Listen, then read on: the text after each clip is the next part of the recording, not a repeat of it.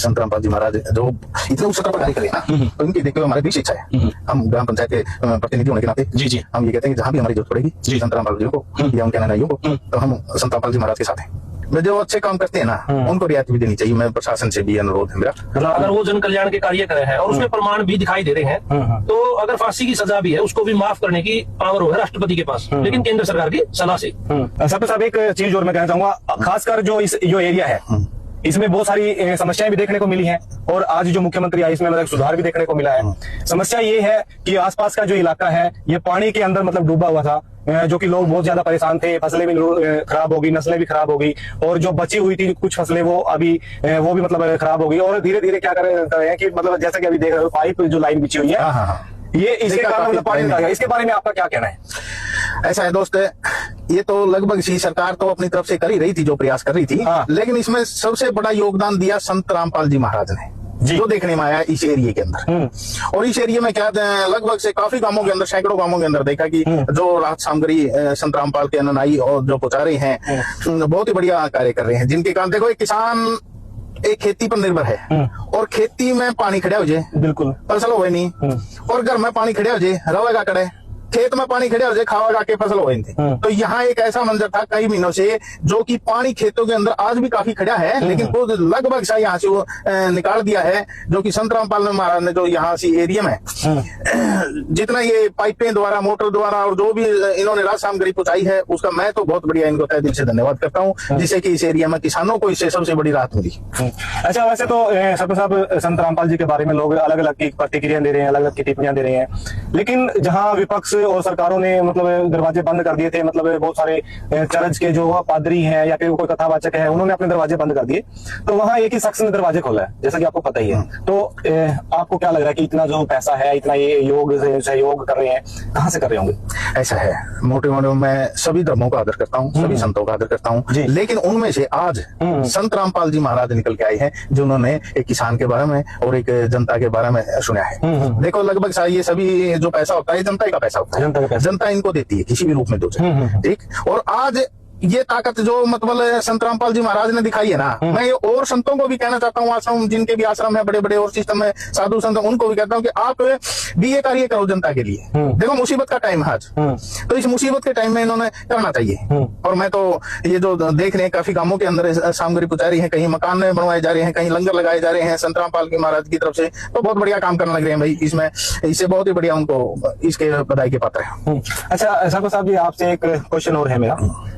जैसे संत रामपाल जी महाराज 90% हरियाणा डूब चुका था, जो कि उस समय इन्होंने दरवाजे खोले, और इसके जो भी शिष्य हैं, अनुयायी है, इन्होंने मतलब क्या गाड़ी ट्रंक भर भर के मतलब पाइप की भेज दी, जहां मोटर की जरूरत थी मोटर भेज दी, खाद्य सामग्री की जरूरत थी वहां पर भेज दी। लेकिन इसी दौरान इसी शरारती तत्वों ने कहीं एक जगह उनका मतलब ये विरोध किया कि ये भगवान क्यों मानते हो, इसको भगवान नहीं हो सकते। तो आप क्या कहना चाहोगे? देखो बात जो धर्म के कार्यों में करते हैं ना, उन पर कहीं ना कहीं कुछ तो लांछन लगते ही है।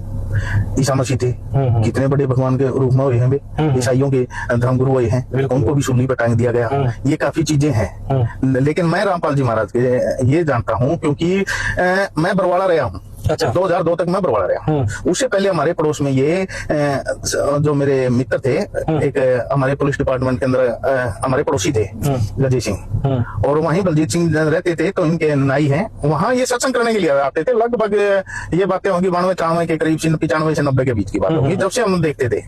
और जब से एक दो बार इनके प्रवचन हमने सुनने का मौका भी मिला था। तो कैसा लगा? बहुत बढ़िया, एक आधी बारी सुनने का हमें ये मौका मिला है। लेकिन बहुत जो आज देखो किसी भी कारणवश वो जेल में हाथ, लेकिन सरकार को भी सोचना चाहिए और प्रशासन को भी, जो अच्छे काम करते हैं ना उनको रियायत भी देनी चाहिए। मैं प्रशासन से भी अनुरोध है मेरा। मतलब आप ये गुहार लगा रहे हो प्रशासन से भी उनको मतलब रिहा करना चाहिए? हाँ, जो भी उनका प्रोसीजर जमानत पे बेल दी जाए, या उनको मेरी दरगाह से जो भी कानूनी के दायरे में हो सके उनको राहत मिलनी चाहिए। संविधान में प्रावधान है जी इस चीज का, संजय भाई, संविधान में भी प्रावधान है। आवाज है जी? अपना संविधान का आर्टिकल 72 ये कहा है कि केंद्र सरकार की सलाह से राष्ट्रपति किसी भी आरोपी को इस प्रकार का, अगर वो जन कल्याण के कार्य करे हैं और उसमें प्रमाण भी दिखाई दे रहे हैं, तो अगर फांसी की सजा भी है उसको भी माफ करने की पावर है राष्ट्रपति के पास, लेकिन केंद्र सरकार की सलाह से। तो जो रामपाल के जो ये भगत हैं, इन्हें राष्ट्रपति जी को और केंद्र सरकार को एक पत्र जारी करना चाहिए, क्योंकि रामपाल महाराज ने बहुत बड़ा लेवल पर काम किया है किसानों की सहायता करके। किसान मजदूर और कई जगह तो घर भी निर्माण करे हैं इन्होंने। बहुत सारे घर निर्माण किए हाँ, तो और 70 प्लस गांव के अंदर पाइपलाइन की व्यवस्था जो करवाई, पानी उतार दिया बाढ़ग्रस्त, तो यह काम उल्लेखनीय है और यह हर किसी इंसान ने मानवता के नाते करने चाहिए थे, जो कि संत रामपाल महाराज ने करी है।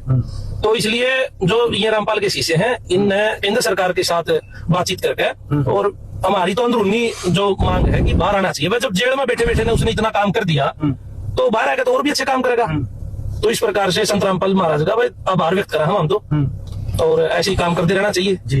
और उसके कुछ श्लोक भी हैं, मतलब उसकी भाषा ऐसी नहीं है जो आप ये अभी जिक्र कर रहे थे कि एक गांव के अंदर विवाद होया है, वहां कहीं ना कहीं जो दूसरे जो शरारती तत्व थे उनमें थोड़ी अशिक्षा, मतलब शिक्षा नहीं उनके पास। अगर शिक्षा होती तो वो ऐसा विवाद नहीं करते। अब कोई अच्छे काम करेगा, उसने गुरु भी कहेंगे, भगवान भी कहेंगे, कोई बड़ी बात नहीं है। वो किसी के धर्म के ऊपर ठेस नहीं पहुंचा रहे, वो सहायता पहुंचाकर नारे लगाने लग रहे हैं। अगर संविधान भी कहा है आप किसी के धर्म के ऊपर ठेस पहुंचाए बगैर आप अपने धर्म का प्रचार कर सकते हो, और वो तो यार गांव में जगह जगह सहायता लग रही है करें। और अपने हरियाणा में तो भगवान शब्द के ऊपर ऊंचे चढ़े हैं, नहीं तो गुरु का पद वैसे बड़ा हुआ है भगवान से भी। हरियाणा पंजाब की जो संस्कृति है, चाहे दादू की, नानक की, कबीर की, उसमें भगवान से ऊपर तो गुरु का पद है।